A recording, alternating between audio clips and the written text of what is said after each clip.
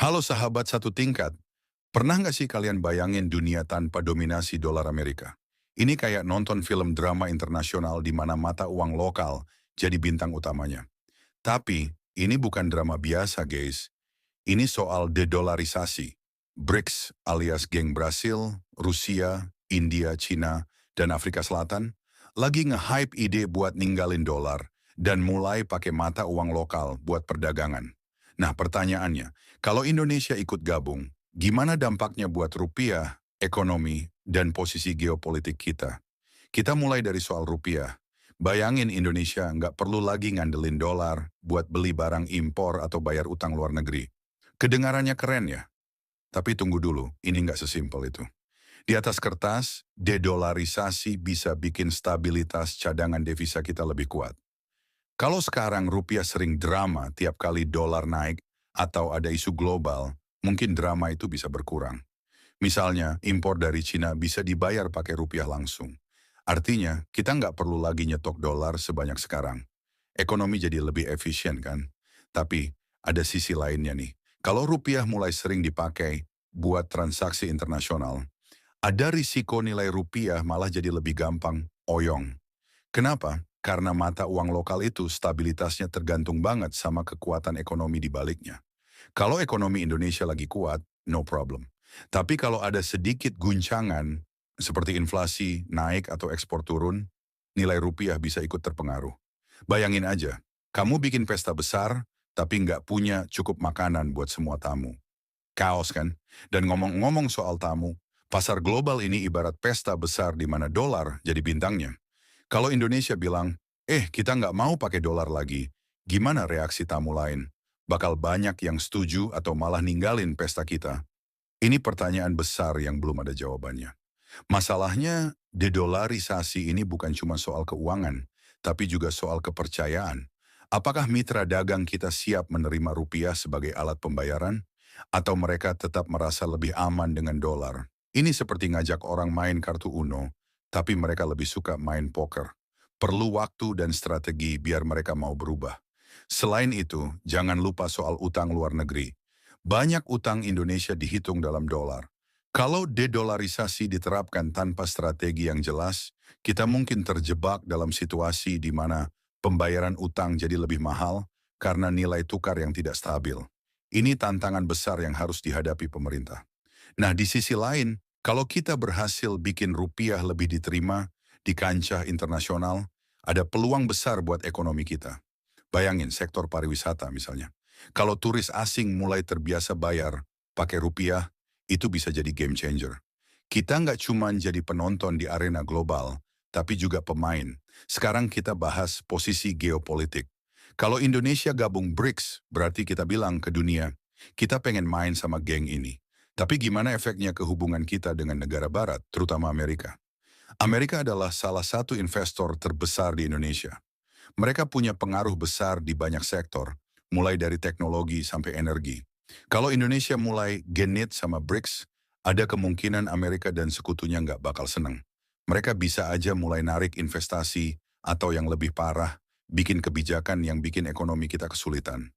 Di sisi lain, gabung sama BRICS juga punya banyak peluang. Kita bisa dapat akses ke pasar yang lebih besar, pendanaan infrastruktur yang lebih murah, dan dukungan diplomatik dari negara-negara berkembang. Jadi ini kayak kita punya dua grup teman. Satu geng elit yang udah mapan, Amerika dan Barat, dan satu geng yang lagi naik daun, BRICS. Masalahnya, kita nggak bisa terlalu dekat sama dua-duanya tanpa bikin salah satu pihak cemburu. Jadi ini pilihan yang tricky banget. Dan kalau ngomongin geopolitik, ada satu hal lagi yang perlu kita bahas.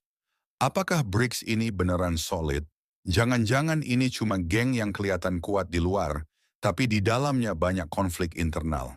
Kalau BRICS pecah di tengah jalan, Indonesia bisa-bisa terjebak di posisi yang serba salah. Satu contoh konkret, China dan India. Dua negara ini punya sejarah konflik panjang, terutama di perbatasan mereka. Kalau hubungan mereka memanas lagi, gimana nasib BRICS? Indonesia harus punya strategi jelas untuk menghadapi risiko ini. Indonesia juga harus mikirin soal branding di panggung dunia. Selama ini kita dikenal sebagai negara yang netral dan menjembatani konflik internasional. Kalau kita terlalu condong ke BRICS, apakah kita kehilangan posisi itu? Netralitas kita adalah aset diplomatik yang nggak boleh diabaikan. Sekarang mari kita timbang-timbang manfaat dan risikonya. Di satu sisi, manfaatnya kelihatan jelas banget. Kalau kita gabung BRICS, kita bisa dapat akses pasar lebih besar. Dengan mata uang lokal, perdagangan antar anggota BRICS jadi lebih murah dan efisien. Ini bagus banget buat negara eksportir kayak Indonesia. Pendanaan infrastruktur. Negara-negara BRICS punya bank pembangunan sendiri, yang artinya kita bisa dapat pinjaman untuk proyek-proyek besar tanpa harus ribet berurusan sama institusi barat seperti IMF atau Bank Dunia. Posisi diplomatik yang lebih kuat. Dengan gabung BRICS, Indonesia bisa punya suara lebih besar di panggung internasional. Kita nggak cuma jadi penonton di drama geopolitik, tapi juga pemain. Tapi risikonya juga nggak main-main. Potensi ketegangan geopolitik. Kalau BRICS makin konfrontatif sama Barat, Indonesia bisa terjebak di tengah-tengah. Apakah kita siap hadapi tekanan ekonomi atau bahkan sanksi dari negara Barat? Ketergantungan baru. Meski nggak pakai dolar, kita jadi lebih tergantung sama mata uang negara lain, seperti Yuan Cina. Ini bisa jadi masalah kalau ekonomi Cina mengalami masalah besar. Stabilitas internal. Kalau kebijakan ini nggak dikelola dengan baik, bisa-bisa malah bikin ekonomi domestik kacau. Misalnya, kalau inflasi naik gara-gara mata uang kita kurang kompetitif di pasar global. Dan jangan lupa, ada faktor sosial yang perlu diperhitungkan. Kalau kebijakan ini bikin harga barang impor naik, rakyat biasa yang bakal paling kena dampaknya. Ini harus jadi pertimbangan utama pemerintah sebelum mengambil keputusan. Selain itu, kita juga harus hati-hati dengan agenda geopolitik di balik BRICS. Apakah mereka benar-benar ingin membantu negara berkembang? Atau mereka hanya ingin memperkuat pengaruh masing-masing? Jangan sampai kita hanya jadi pion di permainan catur global mereka. Sekarang coba kita lihat dari perspektif ini. Dedolarisasi ini kayak ikutan diet baru yang lagi tren. Katanya sehat, katanya bikin badan fit, tapi nggak semua orang cocok. Kalau Indonesia buru-buru ikutan tanpa siap mental dan fisik, bisa-bisa malah drop duluan. Terus, soal gabung BRICS, ini kayak kamu pindah kosan. Kos lama mahal, tapi fasilitasnya oke. Kos baru murah, tapi sering mati lampu, dan tetangganya suka ribut. Jadi mana yang lebih penting, kenyamanan jangka pendek atau potensi jangka panjang? Pilihan ada di tangan kita. Dan satu lagi, BRICS ini kayak grup WhatsApp keluarga besar. Awalnya seru, tapi lama-lama banyak drama dan yang aktif cuma segelintir orang. Jadi, apakah kita siap jadi anggota grup ini? Atau lebih baik jadi silent reader dulu sambil lihat situasi? Nah, sekarang kita balikin ke kalian.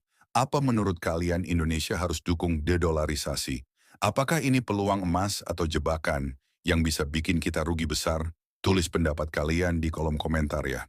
Jangan lupa like video ini, subscribe, dan nyalakan lonceng notifikasi supaya kalian nggak ketinggalan video-video menarik lainnya tentang geopolitik, ekonomi, dan isu global yang jarang dibahas.